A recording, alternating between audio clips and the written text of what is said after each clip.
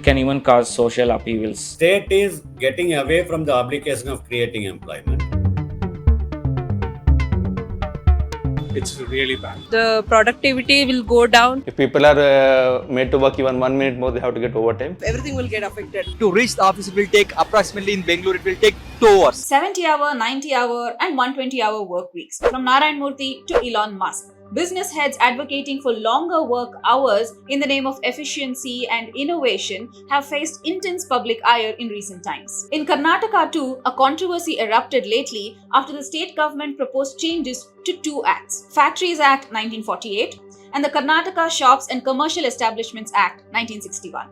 What explains the increased push for such labour reforms? Are the amendments mentioned in the draft bills feasible? What are the concerns expressed by workers and trade unions?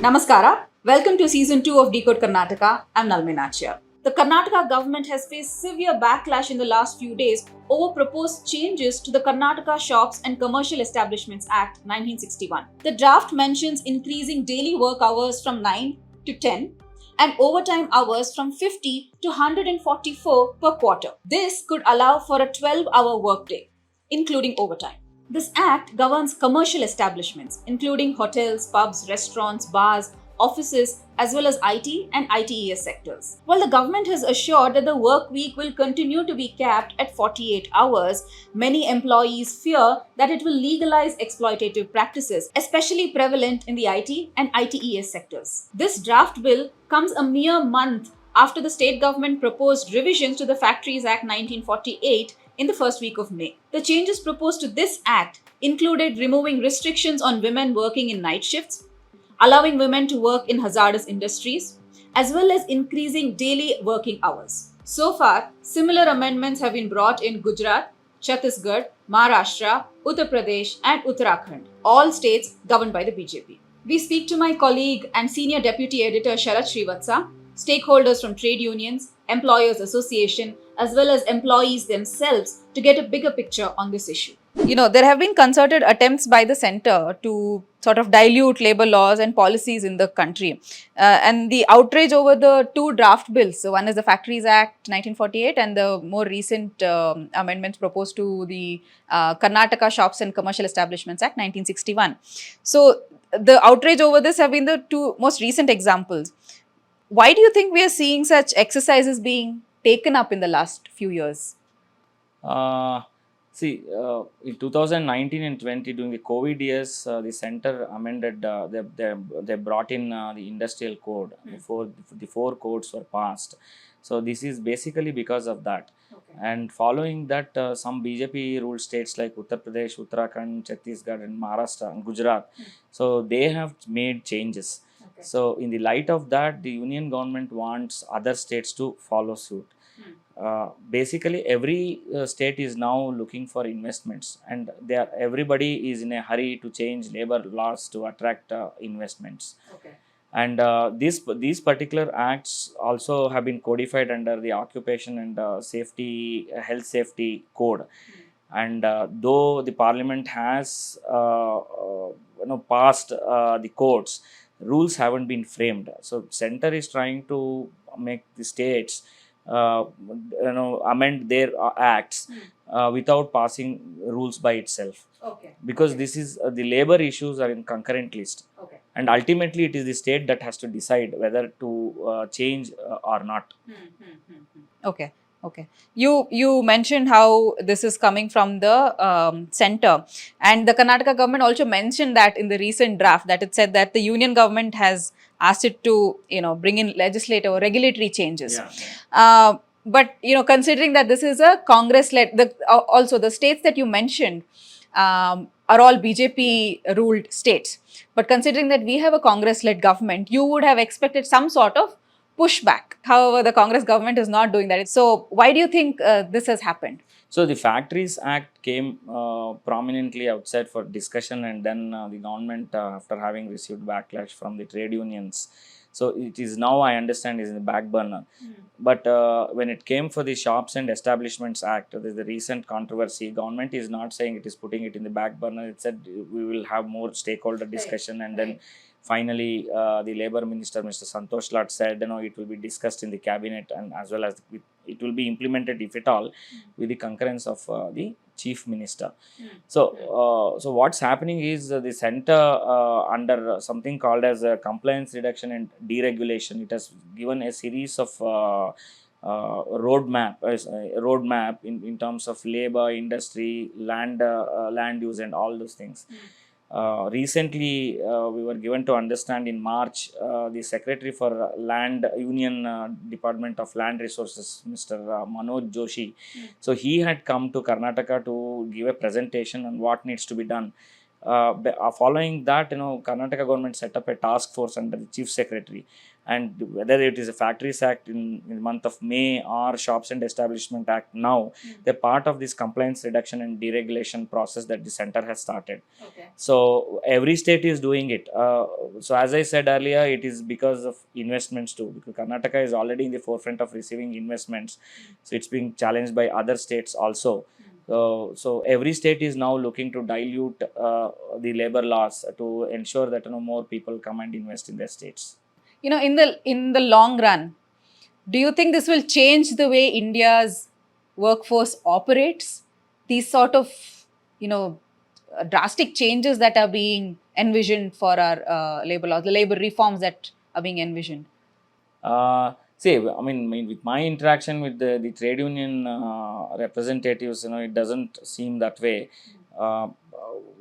The workforce can shrink. If you're making a 12-hour shift instead of a 8-hour shift, 9-hour shift, there are earlier currently the 3 shifts that's happening. With a 12-hour shift, there will be only 2 shifts. So that means one shift is removed, and the labor required for that shift is not hired. That is one. And in places like Bangalore, that is heavy traffic density, maybe the labor force is spending more than 13-14 hours outside the residence, and they hardly have any time for recreation, rest, and it can even cause social upheavals on a longer run. Okay. And what you mentioned about 2 shifts, could that lead to some unemployment issues? Yeah, definitely. We obviously, and if you are doing away with one shift, that means that one shift employees are not being hired. So with whatever they have, first of all, the industries, the large industries now do not appoint all the employees on full-term basis. They take them on contract.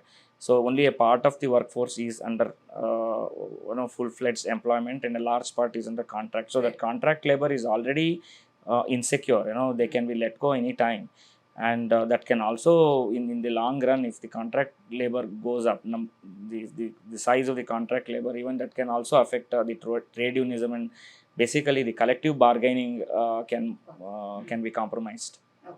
Trade unions have likened the proposed amendment to modern day slavery and argue that it will legalize an illegal act. We speak to Meenakshi Sundaram, General Secretary, Center of Indian Trade Unions. The state government is having a mandatory obligation to ensure the employment opportunities for the new entrants into the labor market.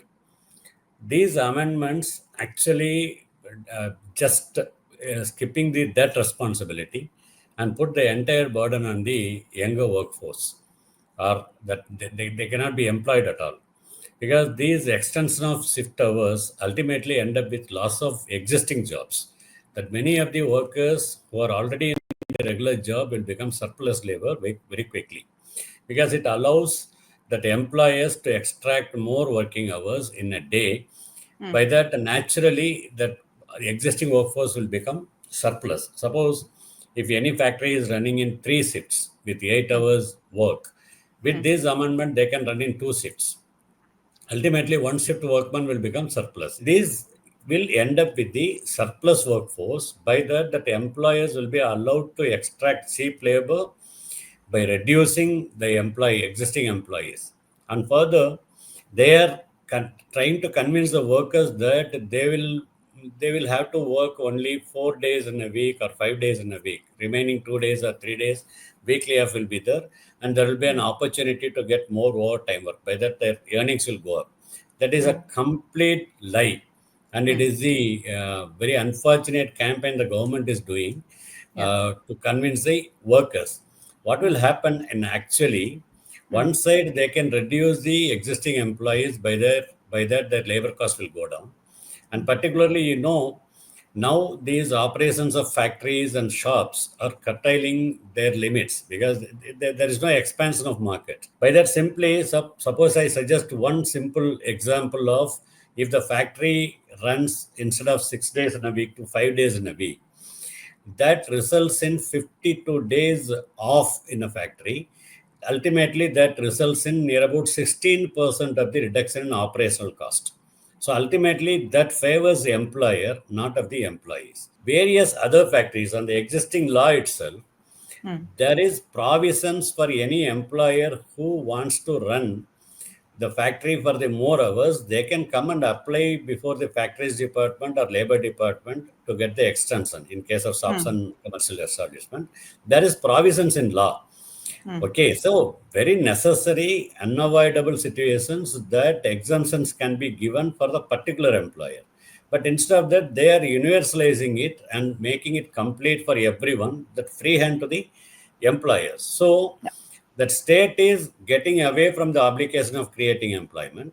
The state is getting away from regulation of labor market, and completely they are leaving it to the vision whim of the employers. That is not good for the any growing economy. As a CITU, and very interestingly, all trade unions unanimously we are proposing a clear amendment to the existing laws to reduce the working hours, because all these new technology and other things comes in. That's a reduced stress on labor. Okay, that using these opportunities, that scientific advancements, technology, and various other things, particularly artificial intelligence and other things, they are trying to overstress the workforce. Instead of that, their stress should be reduced. So we are suggesting very clearly that working hours should be reduced to 6 hours per day and 40 hours in a week. So like that can be done. So by that, a more employment opportunity will be there, and a stress level on an individual worker will come down. By that, the efficiency will go up. Even particularly that IT industry, there is a very strong movement is happening, that right to log off. Okay, that employers are not allowing employees to even log off from their work. They think that once they are paid, all the 24 hours they are available. These codes, whatever that labor codes, the 2019, that wage code has been passed in parliament. All other three codes passed in parliament in 2020. Now we are in 2025.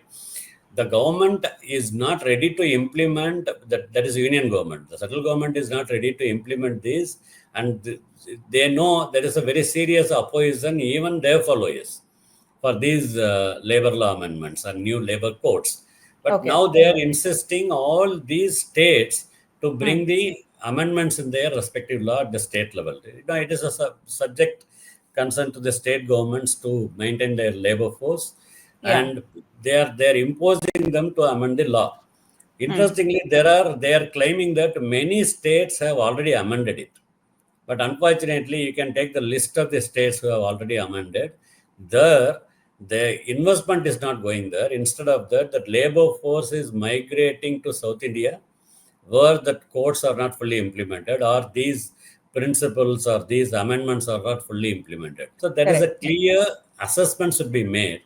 And by making these amendments, even in Rajasthan, Uttar Pradesh, or Gujarat, what they have achieved after that, because already 2-3 years over, they can assess and they can publish the results. This is what we have achieved. It is not there. Simply they are saying many states amended, so Karnataka also should amend. As you may have seen in our previous Vox Pop video, a lot of IT and ITES employees complained about an already suffering work-life balance, and they believe that if these proposed amendments are brought into law, it will lead to a further deterioration of physical and mental health. Suhas Adiga of the Karnataka State IT and ITES Employees Union weighs in on this. So currently it is already in the news that what is the current scenario in the IT enabled sector. People are dying and people are committing suicide due to excessive workloads. So if we can take a example of this one, Ola employee last month, he died due to committed suicide due to excessive workload in the AI industry. Actually, we have another case of death of employee called employee in EY, Anna Perel, who died because of working for longer hours, which caused them health issues. So this is a current scenario. Actually, there are multiple studies stating that 90% of the employees working in corporate sector under 25 years are facing anxiety issues. And other case also, like we are IT employees are the highest share of this one organ seekers in the organ donors list. Actually, 20% of the whole Karnataka's list are filled with IT employees, and multiple other people are suffering with this one liver damages due to working hours and everything. So this is the current scenario. So in this scenario, we had asked government to this one evaluate how much overtime employees are made to work and what is overtime wages they are paying. Government has no data regarding any company paying the overtime data. So in this scenario, currently extending the working hours even further is a very this one dangerous trend in this industry. It will be the threat to our basic life of all IT employees, including all in Karnataka as well as outside also. So union has decided to strictly fight against that on the streets and even in the even in the like legally as well, so that we can stop this. Yeah, we request government to strictly take down this proposed amendment and this one freeze it, this one stop it once and for all. And whatever 9 hours working days there or 8 to 9 hours working days there, that should be strictly implemented. If people are made to work even 1 minute more, they have to get overtime, and no one should be made to work more than 1 hour of overtime. So this is the requirement what we are pushing to government for. However, Employers Association are in complete support of the move, which they have termed a progressive measure that will legitimize what is already going on. We speak to BC Prabhakar of the Karnataka Employers Association. In fact, it is not correct to say they're pushing for longer hours. So they're making a provision that instead of 9 hours in a day, they can work up to 10 hours. It is optional actually. It is not compulsory. It's only enabling provision. So if you want to have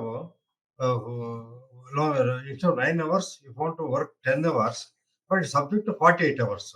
So in a week, that 48 hours is kept intact. 48 hours has not been increased. It can't be increased also because it is a ILO standard. And 2 hours they get overtime also, or on the fifth day they can work only for 8 hours. For example, Monday to Thursday they can work for 10 hours, and Friday they can work for 8 hours. It will be 48 hours only. So therefore, the contention that employees are being pushed to work for longer hours is not correct, because 48 hours is intact. Overtime, by consent of the employer, the management, and the employee, overtime can be worked. So if they agree, they will get benefit. If they don't agree, they don't get benefit. So law clearly says overtime is not compulsory. Overtime is only by consent. So therefore, the argument that exploitation is there from any angle is not correct, is my humble submission.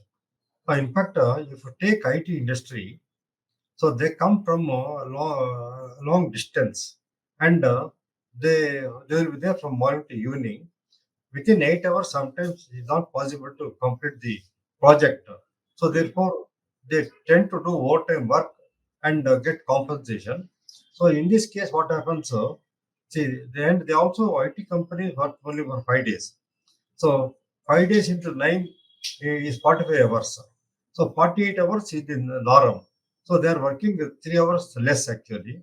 By this, it enables to work 48 hours in a week. So it will enable them to finish the project work. And if they want to work overtime, then they will get additional wages also. Then, then they get 2 days holiday. If they work 48 hours within 5 days, they get 2 days holiday. The 2 days holiday is advantageous to the employees. They can spend better quality time with the family. They can also attend to personal work. So therefore, this is a good proposal from the point of view of employees also. Okay. Okay, sir. In a larger perspective, why do you think India is pushing? I mean, there have been several attempts made, like I mentioned earlier. So, why do you think there is a move towards longer hours or more work days? When, say, in many European and Scandinavian countries, they're moving towards either shorter work days or they have longer hours. Say, like we are proposing 10 hours, but then 4 work days, right? Why do you think that shift is being felt in India? So then you have to compare the wages what they get and wage what they get in India. Hmm. So in European countries, Scandinavian countries, the wage levels are very high, and they get adequate wages called living wages or more than fair wages. In India, the wages are less. So this amendment will provide them within the 48 hours or within that week, they can work a little extra legally and get wages. Here, what is happening is, see, whether you say it right or wrong, unofficially these things will go on. So therefore, you are legitimating it by doing this amendment. So then everybody will fall into legal compliance, and they will also get wages by way of overtime. If somebody wants to earn more, they can earn more. Somebody doesn't want to earn more, they can leave it at 48 hours itself. According to recent data available with the International Labour Organization, the average Indian worker works 45 to 46 hours each week, and India is ranked among the top countries with the highest rates of prolonged working hours. The debate on labour policies and work-life balance sparked by the recent developments is not going to die down anytime soon, and we will continue to follow it. I'll see you in the next episode of Decode Karnataka. Until then, subscribe to The Hindu for more such stories and videos.